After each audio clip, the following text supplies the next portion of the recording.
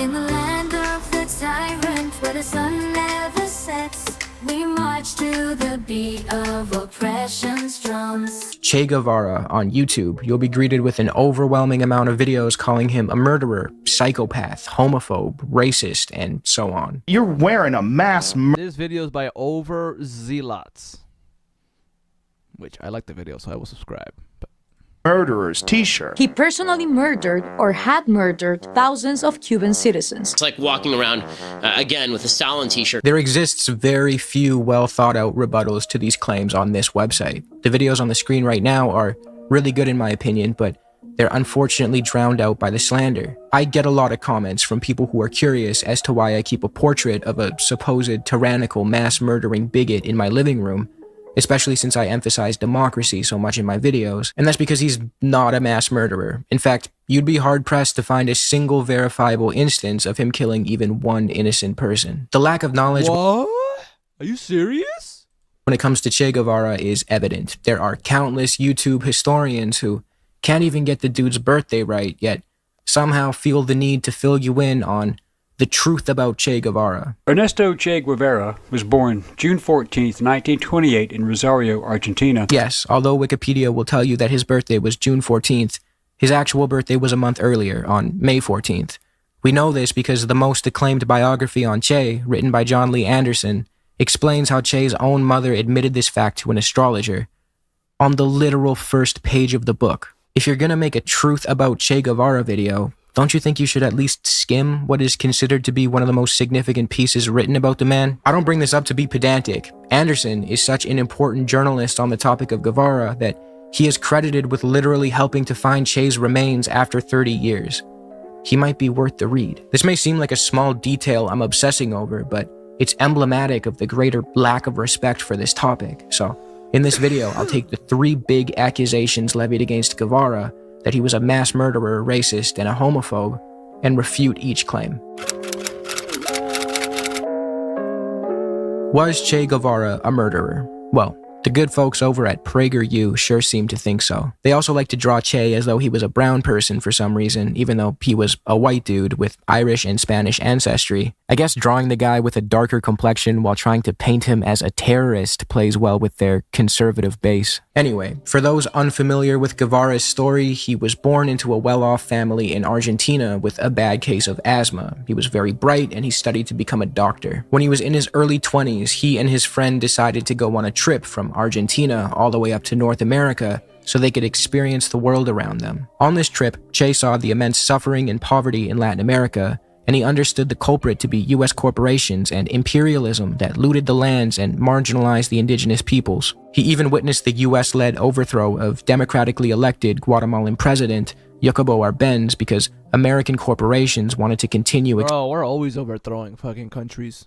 We did it to him, we did it to Salvador Allende, Chile, Argentina, I bet. Like, all these fucking countries been overthrown by America. Iran, Afghanistan, Cuba, every fucking country, dude. expropriating Guatemalan land and fruit. This trip radicalized Che and ultimately led to his involvement in the overthrow of the US-backed Cuban dictator Fulgencio Batista in 1959. Che played a pivotal role in the Cuban Revolution alongside Fidel Castro and the rest of his rebel army. Now, before I go any further, this video is not about Fidel. A lot of people like to conflate the two men when discussing Che's record and argue that since they perceive Fidel to be a terrible, evil man, then it must follow that Che was too. Apart from the fact that Fidel's story is nuanced and shouldn't be touched on as a side note, Che and Fidel were very different people. Fidel wasn't even a communist at the time of the revolution. He actually stacked his new government with relatively conservative people in the attempt to placate the hostile USA. Yes, many mistakes were made by Fidel in the years that followed the revolution, and yes, a lot of them were in response to the US invasion, bombing, and embargo of his country. But for the sake of brevity, this video will focus on Che. Similarly, there are bad faith actors who like to conflate Che with the Cuban state itself and attribute any wrongdoing committed by the state to Che. Every country has its own flawed history in some way. We're not going to blame Guevara for Cuba's unless he was directly involved. Back to this very well done and totally not dishonest PragerU video. As you can see, they are kind enough to link us to a source document which I happily clicked through in the hopes of finding some new and damning information on Che. As I dealt with the source material and tried to trace the claims back to their original sources, it did not take me long before I arrived at cubaarchive.org. If you've ever had a conversation with someone set on convincing you that Che was a mass murderer, they might have told you to check out this site. I know a lot of op-eds on the topic like to use Cuba Archive as a source, like this HuffPost article. Researchers have documented 216 victims of Che Guevara in Cuba from 1957 to 1959. Wow, I gotta check this out. Oh nice, an Error 404 page. Great. That's some good-ass journalism right there. In almost Great. every slanderous article or blog post I read on the topic of Guevara, any definitive claim that Che killed X amount of people would redirect me to Cuba Archive, specifically this 404 error page. Now, this is obviously a dead end. The page was taken down for some reason, probably due to blatant dishonesty, but as I research this topic further, I'm almost certain that It's like you look for the evidence. No evidence. Literally, no evidence. Error page. Nothing works.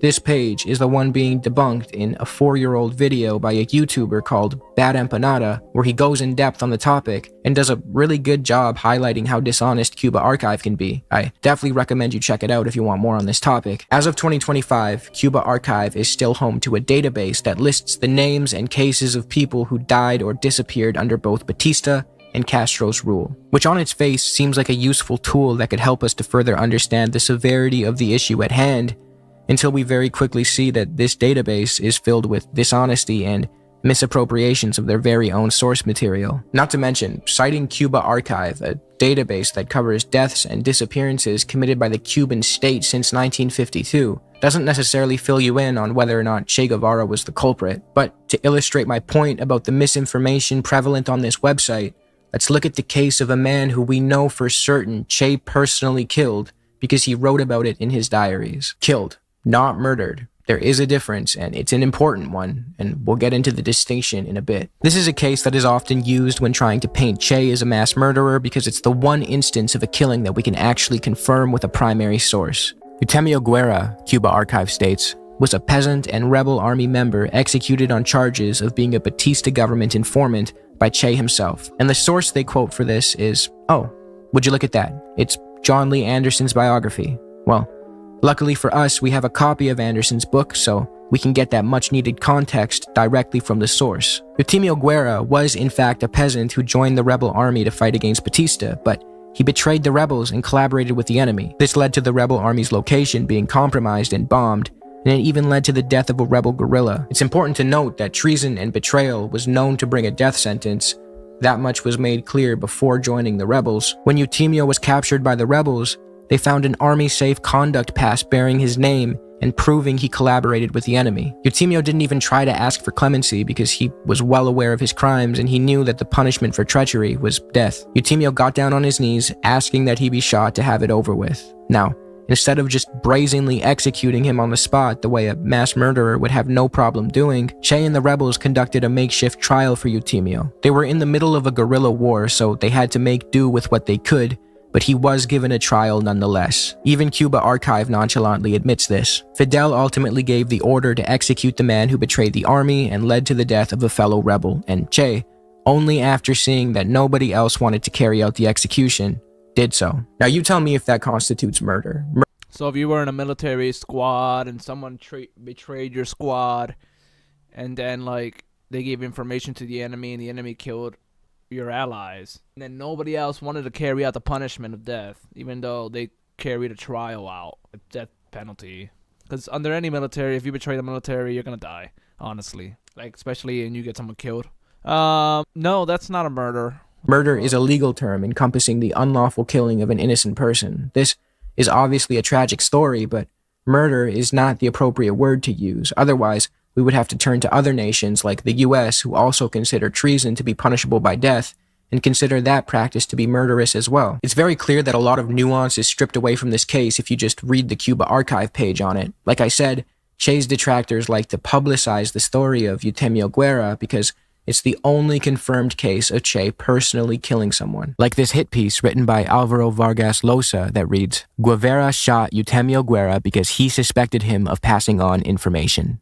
We can see that the author is using vague language here to make Che seem unreasonable. Losa leaves out the fact that the rebels found an Army Safe Conduct Pass proving definitively that Eutimio was guilty. Little tricks like this are played all over Cuba Archive's database as well. To really drive this home, Guerra betrayed the rebels, colluded with the enemy in a way that led to the death of a rebel guerrilla, was captured, admitted his wrongdoings, asked for death, Guerrilla. It's not guerrillas, guerrilla. was given a trial, and was executed for treason. This is not some act of sadistic depravity that Che took pleasure in carrying out. Cuba Archive will touch on similar cases where the rebels, sometimes acting on Che's command, were forced to carry out similar executions of traitors, criminals, and Batista collaborators, and although Cuba Archive uses very ambiguous language describing what happened, I implore you to actually seek out the source material that they use, and you will quickly realize that they often bastardize their own sources to make it seem as though Che was walking around murdering innocent people. His victims, if you could even call them that, were often murderers and torturers of peasants, enemy combatants, or traitors who collaborated with the enemy and compromised the rebels, which would bring a death sentence in the US as well. It's sad to see Che's detractors hyper-focus on such shoddy evidence regarding his supposed mass murder spree. Man, what a nice-ass beret. When we have verifiable instances of his work in establishing hospitals, administering medical aid to people, teaching people how to read and write in the effort to combat illiteracy, being an outspoken critic of horrific regimes like that of apartheid South Africa, which we'll get into later in this video when discussing his supposed racism, and more. But for now, let's move on to the main point of contention for those who paint Che as a mass murderer: his work overseeing the Cuban tribunals after the Batista regime fell. After the revolution was won and the dictator Fulgencio Batista fled the country, a lot of Batista's army men, police, and collaborators remained in Cuba, and like any other war criminals, needed to be tried in tribunals. It's important to note that Batista's rule was genuinely brutal. His forces were guilty of acts so depraved that I can't even mention them in this video. He treated the Cuban population horrendously, with atrocities ranging from torture to mutilation to mass murder. CIA records confirm this and, surprisingly, juxtapose Batista's tyrannical rule with Castro's comparatively sensible one. Quote, "The large-scale campaigns of murders and terrorism characteristic of the last years of the Batista regime have not occurred during the Castro regime." Again, this is not me playing defense for any atrocities that may have occurred under Castro. It just feels like it would be relevant to share what the CIA was saying at the time. It is funny how Cuba had an actual mass-murdering despot at its helm for so many years, yet conservative media rarely brings it up. Castro put Che in charge of trying the war criminals, rapists, murderers, and torturers from the Batista regime. This entailed Che going over their cases and issuing a sentence. This could be compared to any other tribunal. In Che's case, suspected war criminals were brought to La Cabana, a fortress he used as a headquarters and military prison. Those suspected of atrocities, often involving the torture of peasants, sexual abuses, and murders, had their cases looked over by Che and other members tasked with presiding La Cabana. over the tribunals. His work at this fortress has earned Che the nickname, the Butcher of La Cabana, by those who like to misrepresent his legacy and paint him as a careless mass murderer who killed everyone who was brought to him.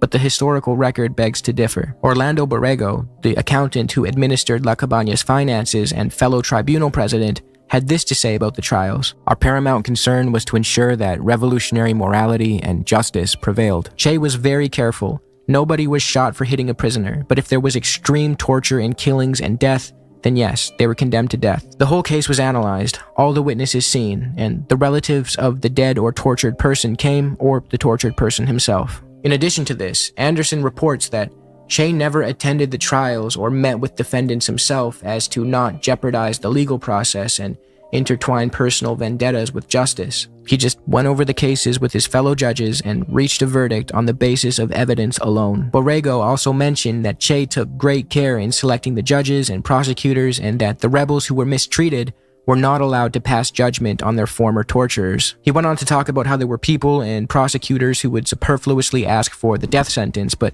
they would be frequently moderated by Che and his colleagues. So yes, there were trials and executions during this period in Cuba, but according to John Lee Anderson, these trials were above board, if summary affairs, with defense lawyers, witnesses, prosecutors, and an attending public. But there was also a number of arbitrary executions. The most notorious incident occurred when, soon after occupying Santiago, Raul Castro directed a mass execution of more than 70 captured soldiers. Raul's reputation for ruthlessness was confirmed. Now, those with a keen eye might be able to pick up on the fact that Raul Castro is actually not Che Guevara.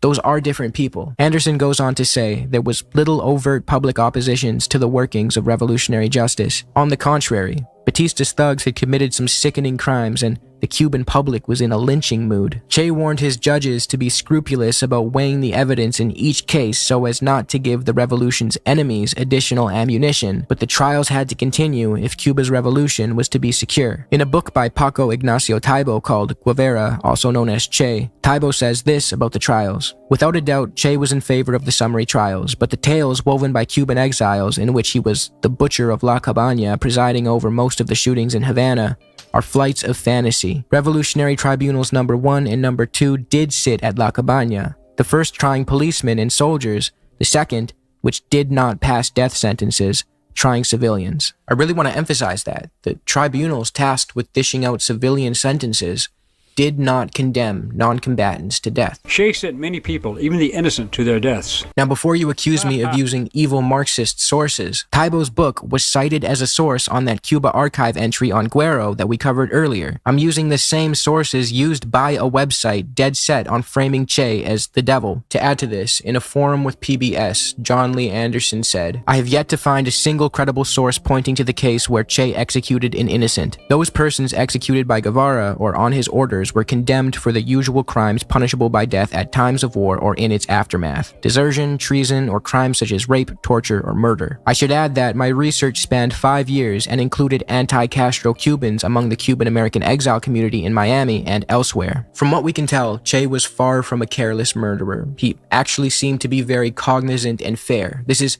not to say that he was a perfect man who did everything right with no room for improvement. I'm not trying to glaze too close to the sun, but these were incredibly stressful and unique Yep, all of our enemies gotta be perfect victims. They can't do mistakes. conditions, and the evidence supporting the claim that Che was a ruthless and bloodthirsty murderer is weak.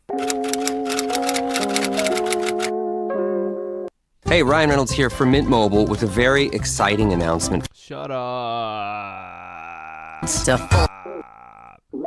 Was Che racist? Another claim that is often levied against Che is that he was a bigot. This is often used as a gotcha by conservatives who like to point out what they perceive to be the hypocrisy of left-leaning people celebrating a supposed bigot. It usually goes like this. Hey, left-wing college kid, you claim to dislike racism and homophobia, but you wear a t-shirt with the image of a racist homophobe on it. I, on the other hand, don't dislike racism or homophobia. I'm quite fond of both, but despite that, I Right. still don't wear a t-shirt with Che Guevara on it because he cared too much for the poor, and that grosses me out. Yeah, that's literally what they debate. Anyway, my pregnant wife is not going to yell at herself. Gotta go. In all seriousness, there are some accusations of bigotry that can be fairly levied at Che, so let's take a closer look. Starting with the accusation that he was a racist. There are many fake quotes that are wrongfully attributed to Che in the attempt to paint him as a racist, one of which goes, "We're going to do for black people exactly what they did for the revolution," by which I mean nothing. This quote, while damning and definitely racist, can't be definitively traced back to Guevara. It's circulated heavily by Cuban-American conservatives like Humberto Fontava, holy fuck, I killed that pronunciation, I think, who regularly spews outright falsehoods like Che helped to herd gay people into forced labor camps, which we will debunk later in this video. And Fontava is the source of this banger of a quote: "The lily-white Che Guevara and Fidel Castro overthrew the mixed-raced Batista." Is bro trying to imply that Batista's mass murder campaigns were okay because he was mixed Hey, they're racist. They killed the mixed race guy. race?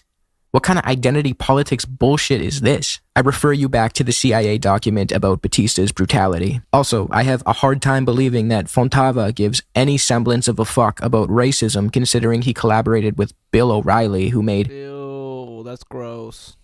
a litany of unsavory comments regarding race. Fontavo also authored a book about Che, and it's genuinely insane. It's just a really bitter, incoherent polemic that author Rolf Potts referred to as slightly schizophrenic. The Fox article from which I pulled these Fontabo quotes also can't make up its mind on whether or not Che was a racist. Right here it says, many of the people Che was sending to the firing squad were members of Batista's army, and these disproportionately tended to be black and mixed race. Batista himself was mixed race. And then literally 3 lines later it says, Guevara also at times, however, called for more black people to be represented in institutions and had black fighters under his command.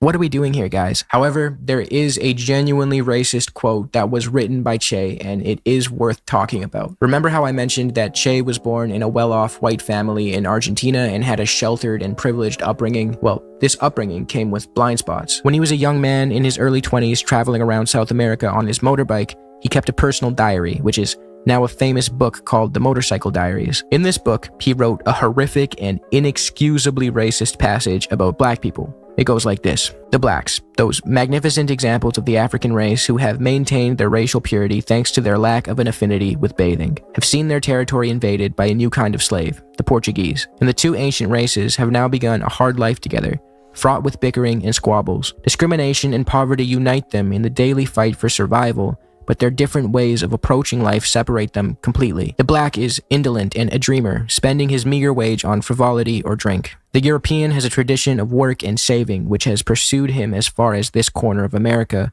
and drives him to advance himself. That's some bullshit. You saying black people don't like to work and just drink and shit? White people like to work? Come on, Che. Come on, Che. But you know, people grow and people get better. So, Jesus Christ, yes, this is Sometimes. You gotta try to grow, though, and become a better person. really bad and indefensible. And the man Che grew to be and the man Che was when he wrote this are very different. In order to fully grasp the context of this quote, we need to understand that this was written by a spoiled rich kid who had been largely sheltered from any form of intersectional analysis and was extremely racially insensitive. This is a quote from the beginning of his journey, and if you actually read the book, you can see this young 24-year-old grow into a very different man. He met with many indigenous people during his journey and noted how much better he was treated as a white man compared to them. At the end of his journey, he notes that he is no longer the person he was when he embarked on this trip. Quote, "The person who wrote these notes passed away the moment his feet touched Argentine soil again. The person who reorganizes and polishes them, me, is no longer. At least, I am not the person I once was. All this wandering around our great America with a capital A has changed me more than I thought." Clearly a story of growth and self-improvement, yet people like Marco Rubio feel the need to embellish and push a narrative that just Fuck Marco Rubio, piece of shit. isn't true. No, Marco Rubio, Che Guevara did not write extensively about the superiority of white Europeans. In fact, Che's efforts to remedy his disgraceful writings are impressive. In a 1959 letter to William Morris in Miami, Florida, Che Guevara writes, "Esteemed sir, I received your letter to pass on to our commander-in-chief, which I have done, but I would like to say that if any vestiges of racial discrimination remain in this country, our revolution will put a complete end to them. You can be absolutely sure that within a few years, any difference between white and black will be solely a question of skin color, as it should be." It's important to note that the US in 1959 was racist as hell. The Civil Rights Bill had not even passed yet, and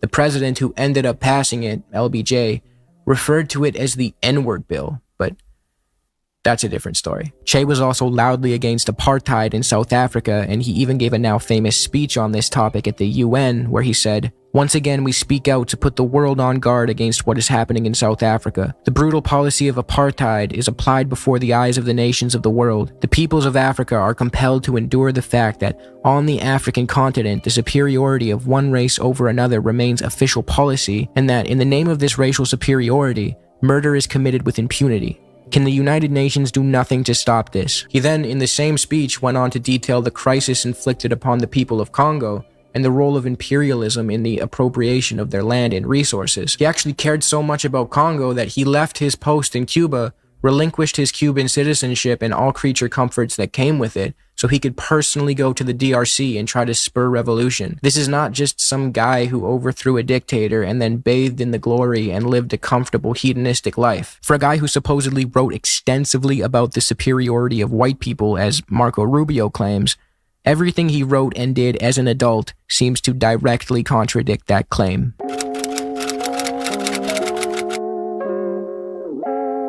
Was Che homophobic?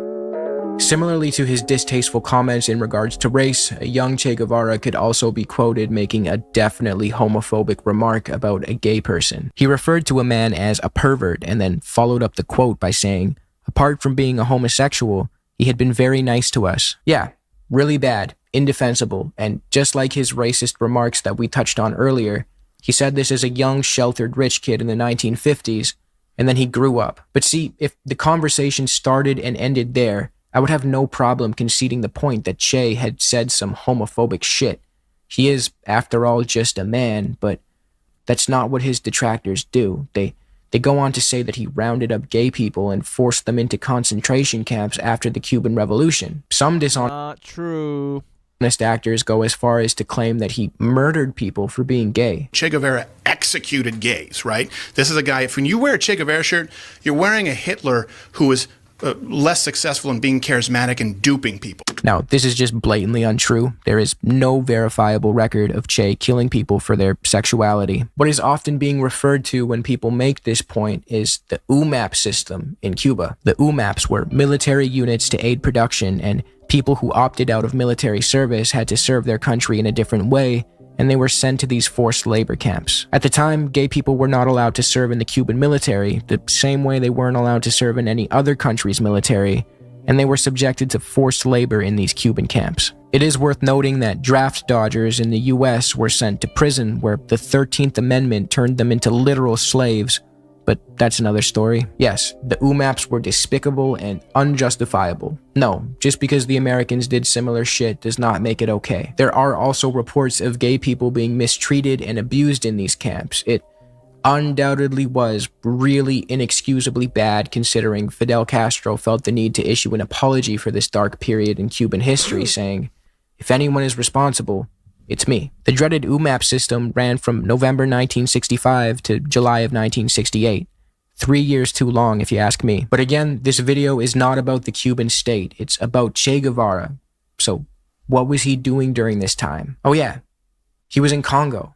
In April of 1965, Che relinquished his Cuban citizenship and left the country to spread revolution abroad.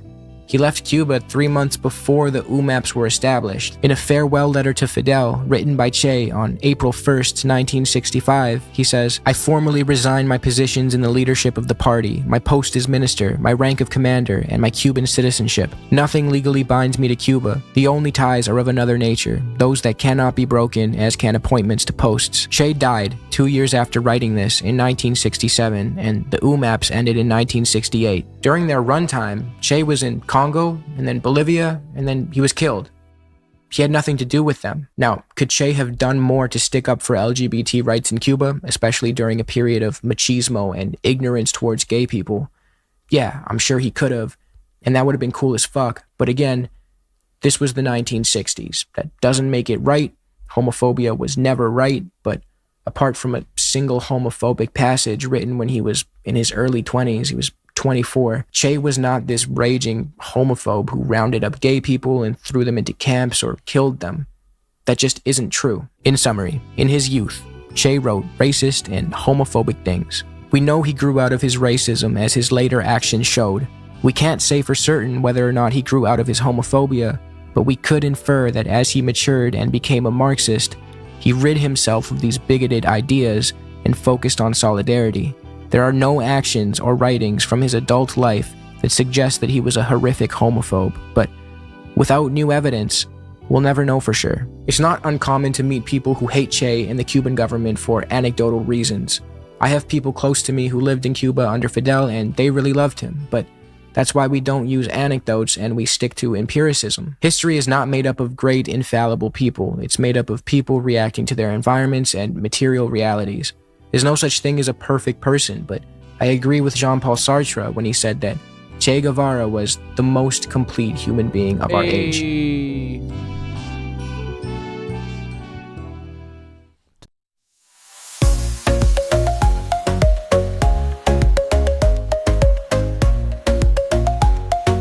Yeah, yeah. We on top, rolling this